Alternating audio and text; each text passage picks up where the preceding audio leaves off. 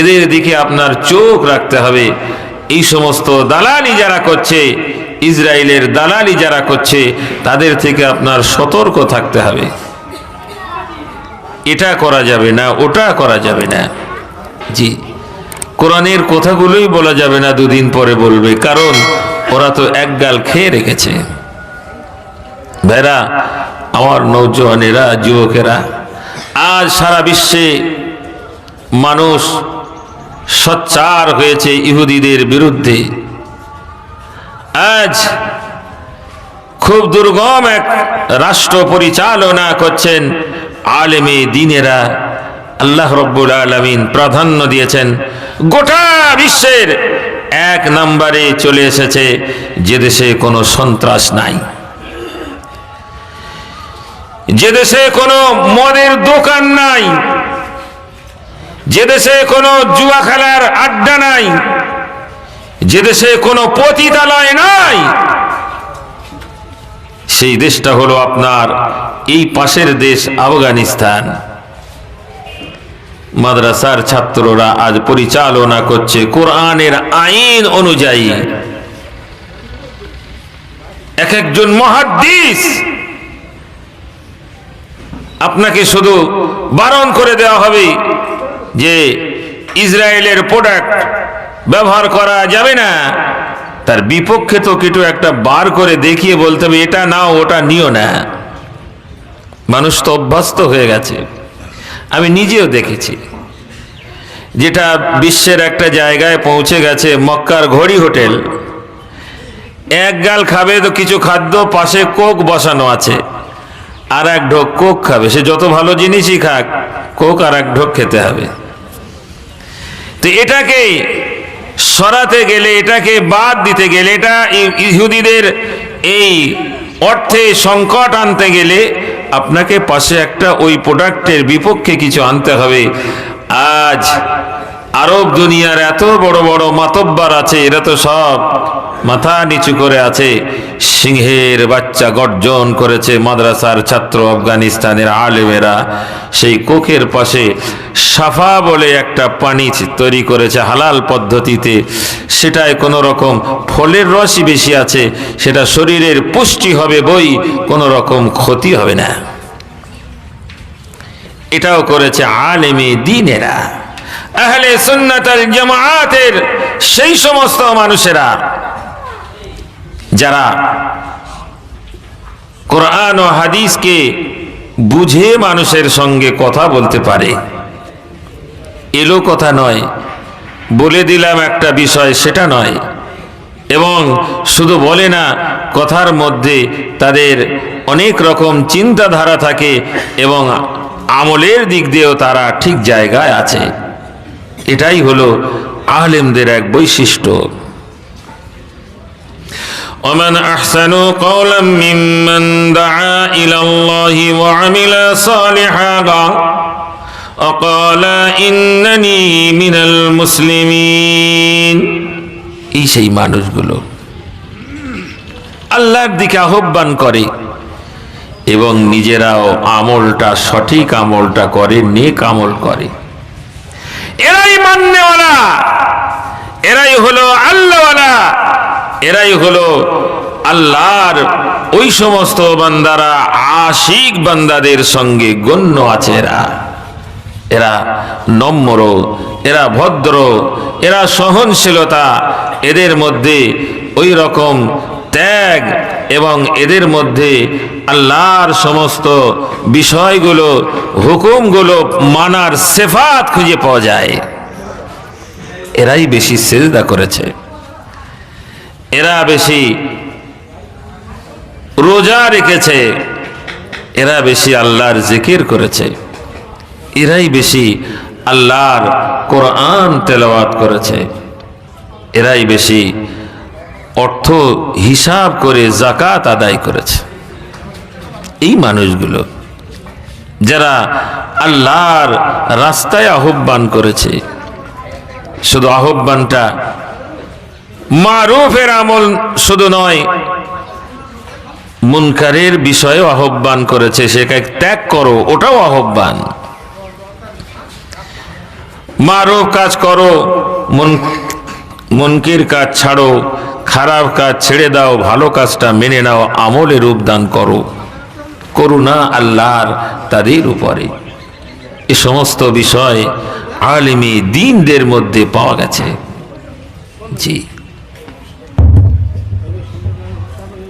এত ভয় যে আল্লাহর ভয়ে ভীত হয়ে যায় আলেমেরা। কোরআনে শুধু নয়, জি, বৃদ্ধ মানুষ, বয়োবৃদ্ধ মানুষ জমাতে নামাজ পড়বে, মনের আশা কিন্তু উঠতে পারে না। মাদ্রাসার ছেলেদেরকে বলছে, আমাকে এই জায়গায় লাইন করে মসজিদ থেকে তোমরা একটা কাতারে আমাকে শামিল করে নাও।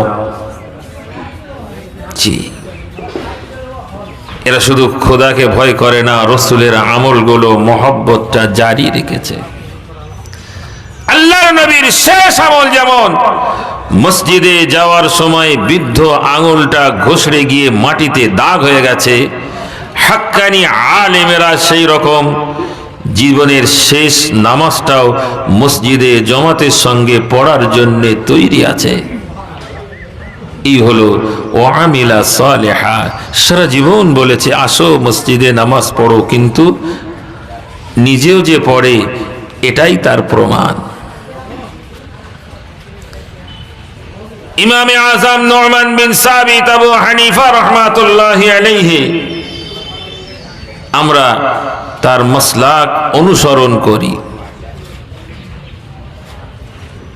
তার বিষয়টা যদি ওরা একবার চিন্তা করে, ওদের সমস্ত মত পথ সব দূর হয়ে গিয়ে মনে হবে পৃথিবীর জমিনে একটা সঠিক মানুষ সেই জমানায় ছিলেন, তারপরে অত সুন্দর সোচ্চার মানুষ আর মনে হয় দুনিয়ায় হয়নি, হবে না, জানবই না, গালি দেবো শুধু।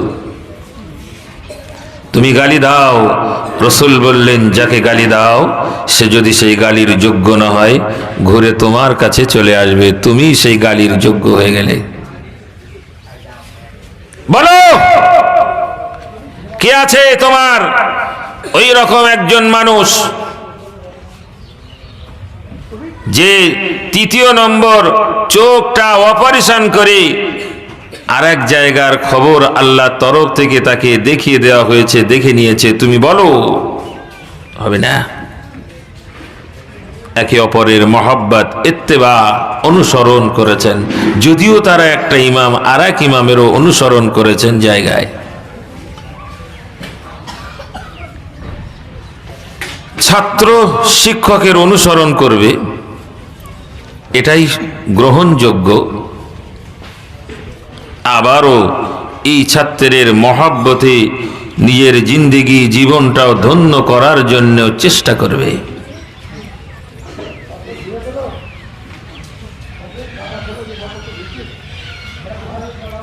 ইমাম আহমদ বিন হাম্বল রাহমাতুল্লাহি আলাইহির জেলখানায় এত মারা হলো, তার জামাগুলো ছিঁড়ে গিয়েছে, জেলখানা থেকে বার করেছে। ইমাম শাফি বলছে যদি ওই জামাটা আমি একবারের স্পর্শ করে নিতে পারতাম তাহলে আমার জন্য জাহান্নামের আগুনটা হারাম হয়ে যেত। কারণ হলো ইমাম আহমদ আমার ছাত্র হলেও এতটা তাকওয়া আল্লাহর উপরে তার রয়েছে। এরকম ভাবে ইমাম আহমদ বিন হাম্বল রাহমাতুল্লাহি আলাইহির উপরে মহব্বত রাখে, তার কৃষ্টি কালচার আলোচনা ব্যবহার আমলগুলোকে ইমাম শাফি রাহমাতুল্লাহি আলাইহি বলছেন আল্লাহর দরবারে এত মকবুল, এত মকবুল, এত মকবুল। এই জামানায় ইমাম আহমদের আমলগুলো আল্লাহর দরবারে বড় কবুলিয়াত আছে। এত বড় মুহাদ্দিস এই জমিনের উপরে কম আছে। ছাত্রের প্রশংসায় পঞ্চমুখী হয়ে গেছে। সেই শিক্ষক যেদিন ইন্তেকাল হয়ে যায় তাহাজ্জুদের নামাজের পরে আল্লাহর কাছে বলছে আল্লাহ মনে বড় কষ্ট হচ্ছে, আমার শিক্ষক জগতে হায়াতে নাই, আর দেখতে পাবো না, চোখের পানিতে বুক হাসা গায় আল্লাহ সাকিনা নাজিল করলেন, ঘুমিয়ে পড়েছে। ঘুমের মধ্যে যেন আমার আল্লাহ তাআলার কুদরত, আল্লাহ কবুল করে নিয়েছে দোয়াটা। কবুল করে নিয়ে দেখলেন ইমামে শাফি রহমাতুল্লাহ আলাইহি সম্মুখে হাজির হয়েছে। জিজ্ঞাসা করে, হুজুর আপনার ইন্তেকাল হয়ে গেছে? বলছে, হ্যাঁ আহমদ, তুমি বড় ব্যাকুল হয়ে গেছো। আল্লাহ তরফ থেকে তোমার আর আমার এক জায়গায় আল্লাহ দাঁড় করিয়ে দিয়েছে। কথা বলছে, হুজুর আপনার সঙ্গে আল্লাহ কি ব্যবহার করেছে? বলছে, আল্লাহ আমাকে ক্ষমা করে দিয়েছে। জোরে বলে। যার ক্ষমা হয়ে যায় তার আর কিছু প্রয়োজন আছে না। আল্লাহ বারবার বললেন, ক্ষমা চাও, ক্ষমা করব।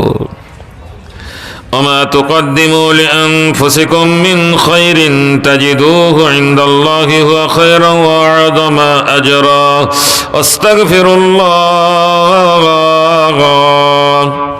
إن الله غفور رحيم। এখানেও ক্ষমা চাওয়ার বিষয়, আল্লাহ কামিয়াবি দেবেন। ইমাম শাফি বলছে, বাবা আহমদ, আল্লাহ আমাকে ক্ষমা করে দিয়েছেন। বলছে, হুজুর কোনো প্রাইজ আল্লাহর তরফ থেকে? বলছে, হ্যাঁ, আমাকে আল্লাহ তাআলা 2টি হুরের সঙ্গে বিবাহ দিয়েছে। জোরে বলে, জোরে বলে। বলছে, কারণ জিজ্ঞাসা করলে না বাবা? বলছে, হ্যাঁ হুজুর, কি কারণে আপনার 2টো হুরের সঙ্গে বিবাহ হয়েছে? বলছে, আমি রাত্রে এশার পরে কোরআন এবং হাদিসকে সম্মুখে রেখে মসলা বার করতাম, এর ফাঁকে তাহাজ্জুদ পড়ে নিতাম, ফজরের আজান হলে সুন্নত পড়ে আবার একটু চিন্তা করতাম, জমাতে শামিল হয়ে ফজরের নামাজ জমাতে পড়তাম, ফজরের পরে ওই মসলাগুলো ব্যক্ত করতাম। গোটা বিশ্বে প্রচার হয়ে গেল ইমাম শাফি, যার নাম ইদ্রিস, ইমাম শাফি রহমাতুল্লাহ আলাইহি বলছেন, শোহরাত হতে শুরু করলো। আমার দেখার জন্যে মানুষ বহু দূর দূর থেকে আসতো, আমার কাছে মসলা জিজ্ঞাসা করত। আপনার মতো এত বিচক্ষণ মানুষ এই জগতে মনে হয় জুড়ি মিলবে না, এরকম প্রশংসায় পঞ্চমুখী হয়ে গেল। আমি ওই সময় খোদার দরবারে কেঁদে বলতাম, আল্লাহ আল্লাহ আমাকে ক্ষমা করুন, এরা আমাকে বুঝিনি, আমাকে এমন করে প্রশংসা করছে। আল্লাহ হয়তো এটাই আমার জন্যে খারাপই রয়েছে, এইটাই হয়তো আমার জন্য অবাক হয়ে যাবে। আল্লাহ আপনি আমাকে ক্ষমা করুন, যেন বিন্দু মাত্র আমার অহংকার না এসে যায়। আমি চোখের পানি ফেলে কাঁদতাম, আল্লাহ আমাকে আপনি নিচু করে রাখুন, ওদের কথায় যেন আমি অহংকার না করে ফেলি। এই কথাটা আল্লাহর দরবারে এত কবুল হয়েছে, আমাকে আল্লাহ তাআলা জান্নাত দিয়েছেন, জান্নাতে 2টি হুরের সঙ্গে বিবাহ দিয়েছেন। জোরে বলে। মাদ্রাসার ছাত্র বলার উদ্দেশ্য, ইমাম শাফি মাদ্রাসার ছাত্র, ইমাম আহমদ মাদ্রাসার ছাত্র, ইমাম শাফি, ইমাম আবু হানিফা নুমান বিন সাবিত মাদ্রাসার ছাত্র, ইমাম মোহাম্মদ, ইমাম ইউসুফ, ইমাম জুফার মাদ্রাসার ছাত্র। এদের দ্বারাতে বিশ্বের মানুষ উপকৃত হয়েছে। দেখাও মানুষকে গোমরা করার জন্য যে কথাগুলো বলো, মানুষ কোথায় উপকৃত হয়েছে। তোমাদের জীবনে জেল হবে না, তোমাদের জীবনে অর্থের অভাব হবে না, তোমাদের জীবনে মানে কোনো রকম কঠিন চিন্তা করতে হবে না, কারণ তোমরা রাস্তাটা খারাপ রেখেছ। সেজন্যে তোমাদের উপরে সহযোগিতা আসবে ওই দলের যেটা বাতিল, সেই বাতিলের সঙ্গে তোমরা আপোষ করেছো, যেটা জাহান্নামী দল বলে রাসূল ঘোষণা দিয়ে গেছে। ইহুদিরা কোনোদিন জান্নাতে যেতে পারবে না, তাদের দলভুক্ত হয়ে মানুষকে গোমরা করছো। তাই সঠিক দিশা দেওয়ার জন্যে এরকম মাদ্রাসা গোটা বিশ্বে প্রতিষ্ঠিত হয়েছে। আপনারা বোয়ালঘাটার চিত্র চরিত্র আমার থেকে বেশি জানেন। অনেক মানুষ আছেন সে জায়গায় আজ মাথা উঁচু করে জামিয়া হাক্কানিয়ায় উপনীত হয়েছে। ছেলেরা দৌরা হাদিস পর্যন্ত এখানে দাস নিচ্ছে। শিক্ষকেরা দিন রাত তাদের চেষ্টায়, তাদের পাহারায়, তাদের মহব্বতে তাদের ত্যাগে আজ এই ফুলগুলো সুন্দর করে, এই ভোমরাগুলো গুনগুন করছে। রাত দিন 24 ঘন্টা কোরআন তেলাওয়াত, হাদিসের দার্স চলছে। জি, এ করুণা আমার আল্লাহ তাআলার, এ দয়া আমার আল্লাহ তাআলার। বোয়ালঘাটার জমিনে কোরআন তেলাওয়াত হবে, বোয়ালঘাটার জমিনে হাদিসের দার্স চলবে। এ আগের মানুষেরা কোনোদিন স্বপ্ন দেখেনি। এখানে বিষয়টা অন্য ছিল।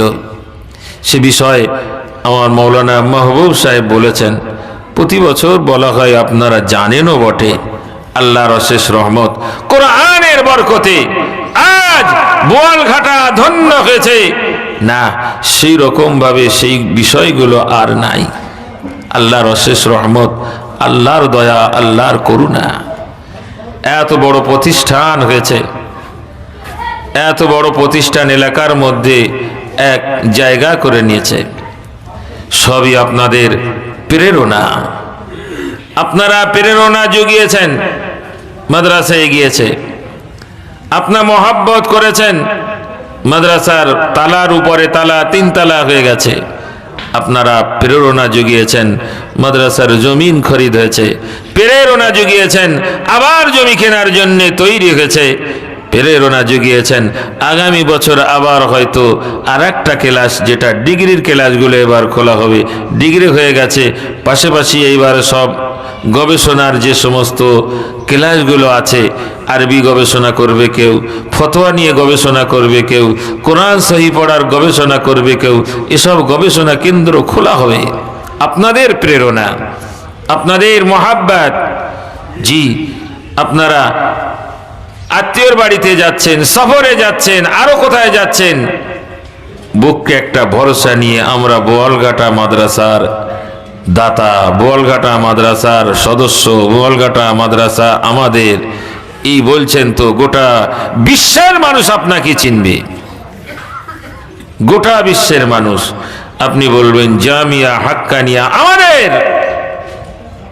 আমরা শুরু থেকে আছি, এখনো আছি। আপনার অন্তরে যেমন শান্তি হবে, আপনার ইজ্জতটা আকাশ ছোঁয়াও হয়ে যাবে। জামিয়া হাক্কানিয়া ছোট নাই, আল্লাহ এর অনেক বড় করে দিয়েছে। জামিয়া মানেই হলো বিশ্ববিদ্যালয়, ইউনিভার্সিটি ইংরেজিতে বলা হয়। সেটা আপনাদের, আপনাদের অন্তরের শান্তির একটা প্রতিষ্ঠান তৈরি করে ফেলেছেন, যারই কারণে আপনারা অনেক অনেক ধন্য হয়েছেন। মাদ্রাসার জন্যে প্রতি বছরে হাজার হাজার নয়, কয়েক হাজার, কমপক্ষে গত বছরে সমীক্ষায় এলো 20 থেকে 25 হাজার লোক জড়ো হয়েছিল। এলাকার মানুষগুলো মেহমানদারির জন্য এদেরকে তারা নিজেরা বাড়িতে গিয়ে খেয়েছে, কিন্তু এখানে তারা পরিবেশন করে বাড়ি চলে গেছে। এটাই আপনাদের বড় কৃতিত্ব যে অন্যান্য জেলা থেকে মানুষ এসেছে, অন্যান্য থানা থেকে মানুষ এসেছে, অতএব তাদের প্রাধান্যটা দেওয়া দরকার। তারা সুষ্ঠুভাবে দুটো খাওয়া দাওয়া করুক। তবুও 12,000 মানুষ খেয়েছে, 2 দিনে কমপক্ষে 15,000 মানুষ খেয়েছে। আপনারা তার সাক্ষী আছেন, তার সহযোগিতায় আছেন, এবং আগামীতেও এই লোক বাড়বে, বই কমবে নয়। জি, আমি এলাকার মানুষগুলোকেই আজকের এই ডেকেছি ওই 3 তারিখ এবং 4 তারিখে ইসালে সওয়াবের জন্যে। আপনারা জানেন অনেক ব্যয়বহুল বিষয় আছে, অনেক মানুষ এখানে আছে, তাদের মেহমানদারির বিষয়টা থেকে যায়। তাই একটা সুপরামর্শ, এটা পরামর্শ সভাই এর নাম, পরামর্শ সভা। আপনাদের কাছ থেকে আমি পরামর্শ নেব অনেক বিষয়। কম বেশি 8 কুইন্টালের মতো গোস্ত লাগে, কম বেশি ওই রকম 10 কুইন্টালের মতো চাল লাগে, আলুও ওই রকম লাগে, ডাল দিয়ে একটা সুন্দর তাবারক বিরিয়ানির মশলা দিয়ে তৈরি হয়। আপনারা সেটাকে আপনারা সুন্দরভাবে বানান এবং বাইরের মানুষজন এসে সেগুলো তৃপ্তি ভরে খেয়ে যায়। এটা একটা বিষয়, মেহমানদারির বিষয়টা আল্লাহ রসুল বললেন বড় বিষয়। আফসুস সালাম ও আতিমুত তাআম, আফসুস সালাম ও আতিমুত তাআম। সালাম ব্যাপকভাবে ব্যবহার করো, সালাম ব্যবহার করো, আম করো, আর ক্ষুধার্তকে খাওয়াও, ক্ষুধার্তকে খাও। আপনার মাদ্রাসার মহব্বতে তারা এসেছে, দুপুর বেলায় তারা তো ক্ষুধায় লেগেছে, বাড়ি গিয়ে খাবে, এটা তো মানবতার এক চরম আঘাত। সেজন্যে আপনার সাধ্য মতো এই যে বেলা 2টো 2:30টাও বেজে যায়, ধৈর্যের সঙ্গে তারা এখানে বসে জলসা শুনেছে, মাদ্রাসায় দান ধান করেছে, বাচ্চাদের সঙ্গে মহব্বতের সঙ্গে মুসাফা করেছে, তাদেরকে 2টো খাওয়া দিতে হবে। এটাই হলো আপনার জন্য বড় এক মেহমানদারির বিষয়। সে ঐতিহ্য আপনারা বজায় রেখেছেন, দীর্ঘ আজ 20 বছর সে ঐতিহ্য বজায় রেখেছেন।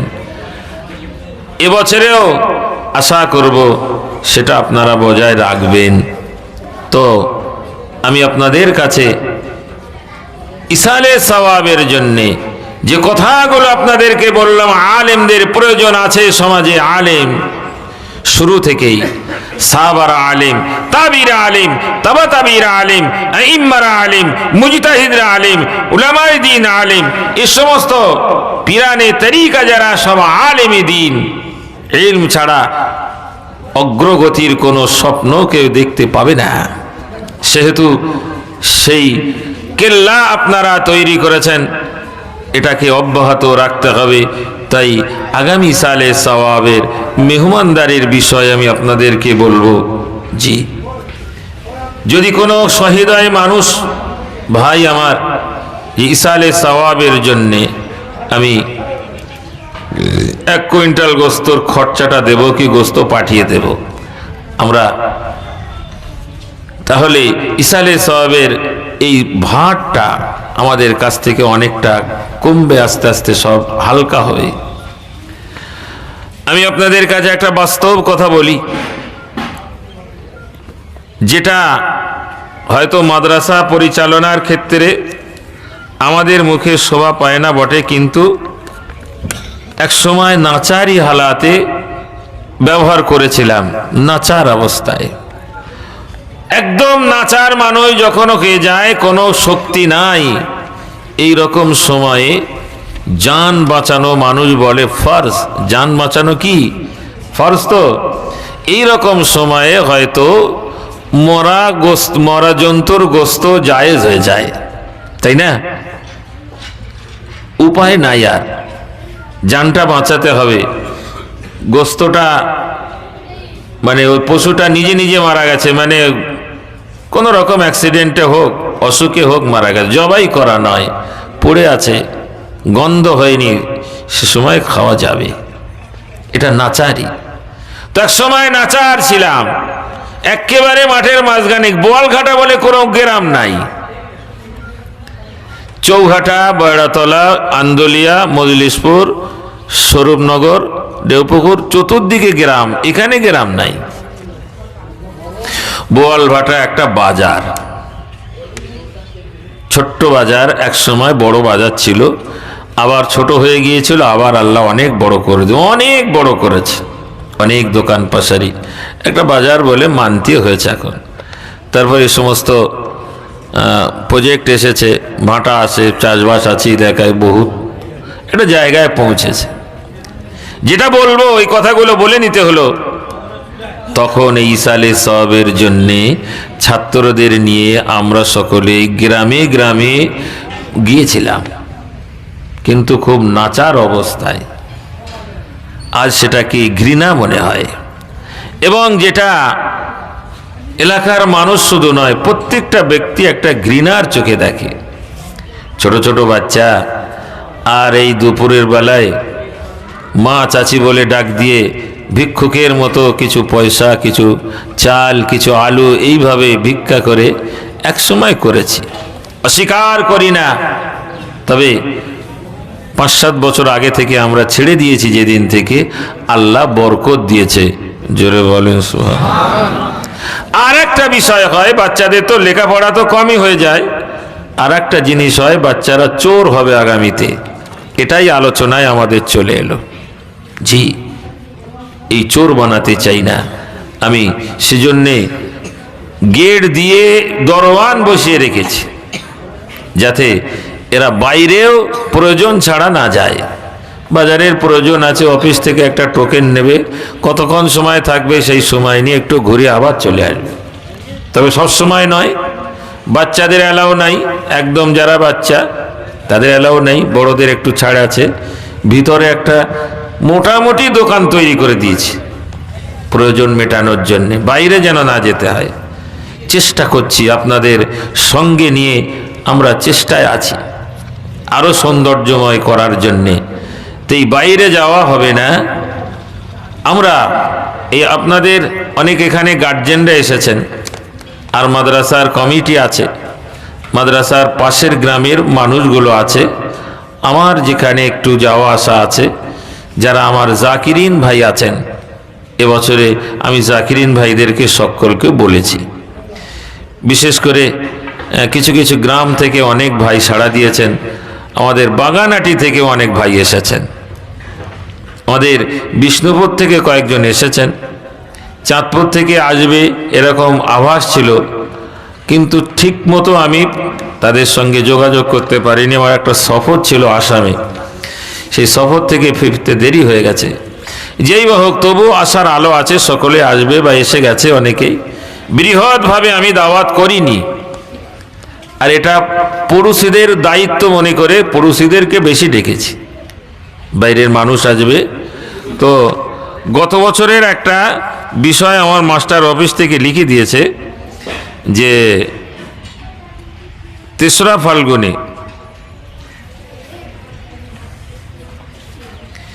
খরচ মানে আমার জিনিস লাগে, চাল লাগে 200 কেজি, আলু লাগে 200 কেজি, প্লেট 4000, গোস্ত লাগে 200 কেজি, পেঁয়াজ 20 কেজি, আদা 5 কেজি, রসুন 5 কেজি, আর কিছু